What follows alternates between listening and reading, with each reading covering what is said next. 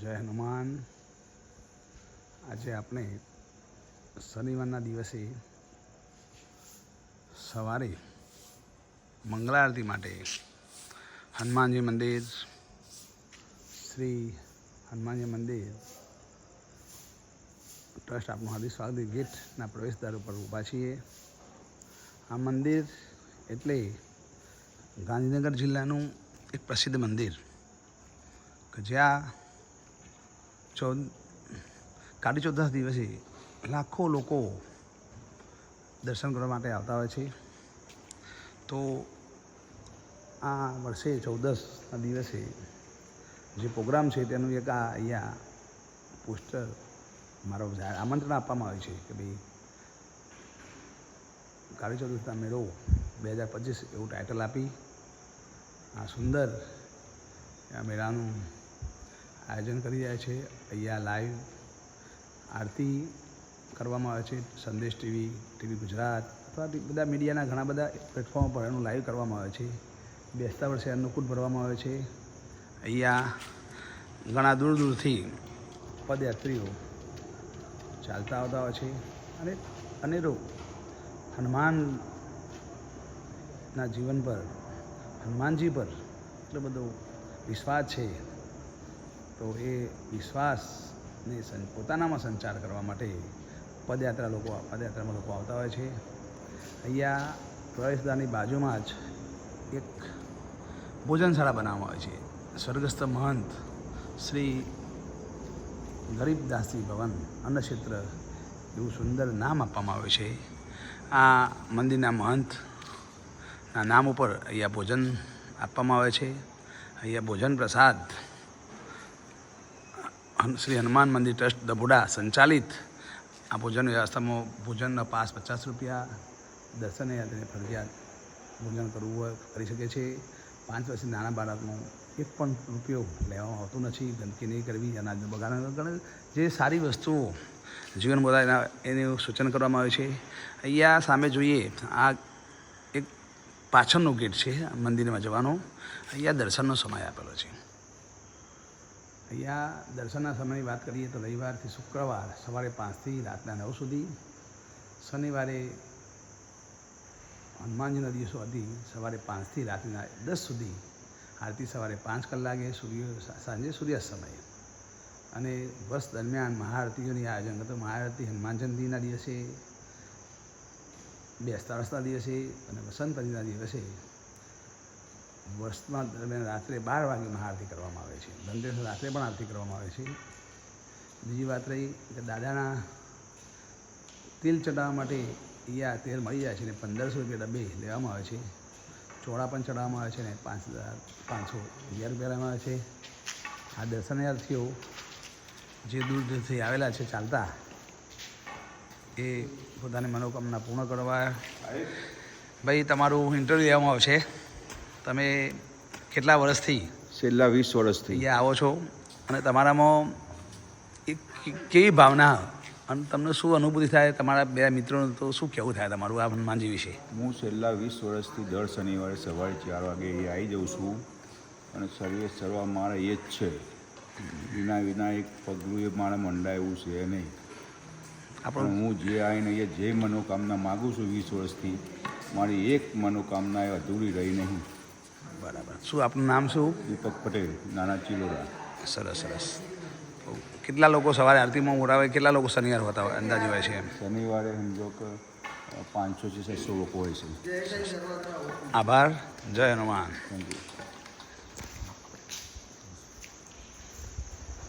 આ મંદિરના પાછળનો ભાગ હતો.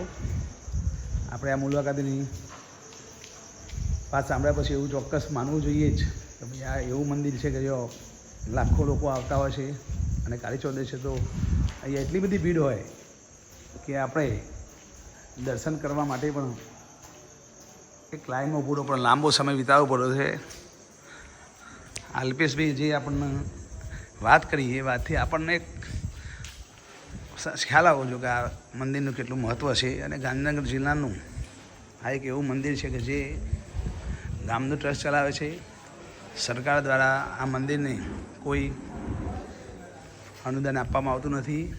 આ રસ્તો આ બાજુ આપેલો છે. આ રસ્તાની પાછળ આખું એક વિશાળ પાર્કિંગ છે, જ્યાં ઓછામાં ઓછી 1000થી ગાડીઓનું પાર્કિંગ થાય તે આપવામાં આવે છે પાર્કિંગ સ્થળ. અને રસ્તો ગામમાં કોઈ નળ ને તે બારોબાર પાછળથી આપવામાં આવે છે. અહીંયા સવારે મંદિર ખુલે એ સમયે તેલ, શ્રીફળ, હનુમાનજીના જે જરૂરી છે એ બધા સામાન આપણનેથી મળી જાય છે. અહીંયા આજુબાજુના પરિવારો આ મંદિરની સ્વચ્છતા માટે રોજ સવારે મંદિરની આજુ સ્વચ્છતા કરે છે અને પોતાના જીવન નિર્વાહની સાથે હનુમાનજીની સેવા પણ કરે છે. તો એ પણ આપણે નોંધવા જેવી બાબત છે. આજ જો સવારના 4:30 વાગ્યાનો સમય થયો તો એમને અહીંયા આ તૈયારી કરી દીધી છે. આ સુંદર જગ્યા આપણે જોઈ રહ્યા છીએ. આપણે ચલો એક વેપારી સાથે વાત કરીએ કે ભાઈ તમને અહીંયા કેવો માહોલ હશે. શું નામ ભાઈ આપનું? આશીષભાઈ. આશીષભાઈ, અહીંયા કેટલા વર્ષથી તમે રહો છો? તમે અહીંયા? મારો જન્મ જ અહીંયા થયો. હા, તો આ ભાઈનો જન્મ થયો હનુમાનજીના, એને બાજુમાં એમનું ઘર છે. તો હનુમાનજીના વર્ષ દરમિયાન લોકોનો કેવું શ્રદ્ધા અને કેમ લોકો અહીંયા આટલા બધા આવું, એનું ચોક્કસ કારણ શું હશે? એમ એ તો દાદાની શ્રદ્ધા. રોજ તમારે શનિવારે તમે કેટલા વાગે જાગી જાઓ? શનિવારે 3-3:30 જાગી જઈએ. અને આખો દિવસ માહોલ કેવો હશે અહીંનો? દિવસ ભીડ ભીડ ભીડ મેળો. અંદાજે કેટલી વસ્તી આવતી હોય એમ અહીંયા? 40-50 હજાર જેટલી. સરસ. શું નામ બોલ્યા આપનું ભાઈ? આશીષ. આશીષભાઈ, આપનો આભાર. સરસ. આ બીજા વેપારી છે, એ પણ માળાઓ, દતુરાની માળાઓ, અને આ શ્રદ્ધાળુઓને માટે એક સેવાનું કામ અહીંયા સરળતાથી સસ્તા પૈસામાં મળી જતું હોય. એવું નથી કે ભાઈ ભાવ વધારે લેતા હોય. બજાર કરતાં પણ સસ્તા ભાવે અહીંયા મળતું હોય. કે જે મોટા મંદિરો આજુ જો લોકો લૂંટાય છે એ પરિસ્થિતિ અહીંયા જોવા મળતી નથી. અને એક સારી એક આયોજન અહીંયા એનું પાર્કિંગ આગળ આ મંદિર, અહીંયા આ તેલના ડબ્બા અહીંથી મળી જતા હોય. અને સરળતાથી આપણે આગળ QR કોડ આધુનિક જમાના પ્રમાણે અહીંયા પણ વેપારીઓ મોદી સાહેબના હાકલને એમને સ્વીકારી છે. આ મંદિરનો મુખ્ય ભાગ આગળનો આ ભાગમાં આ તો હજી સમય થતાં સંખ્યા વધી જશે. અને રોજ સવારે આરતીમાં તો ગીરદી હોય છે. અહીંયા તો બેઠેલા છે. મંદિરના દરવાજા બંધ છે. 4:30 પછી આ દરવાજા ખોલવામાં આવશે. આ બધા મિત્રો ચાલીને આવે છે દૂર દૂરથી. અને મિત્રો દ્વારા દર શનિવારે હું પોતે એમને મળતો હોઉં છું. અસ્તુ ભારત માતા કી જય. જય હનુમાન. બોલો ડપુડા હનુમાન દાદા કી જય.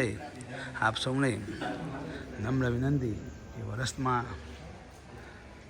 શનિવારની કોઈ પણ દિવસે આપ આ મંદિરની મુલાકાત લઈ શકો છો, દર્શન કરી શકો છો, ભોજન પ્રસાદ લઈ શકો. અહીંયા મંદિરની અંદર જેમ મૂડીમાં સુખડી વેચાય એ જ પ્રમાણે અહીંયા સુખડી તમને મળે છે. અને અચૂક આ મંદિરનો લાભ લેજો. સર્વે સનાતન ધર્મના લોકોને નમ્ર વિનંતી કે આ જગ્યાએ અચૂક પધારજો.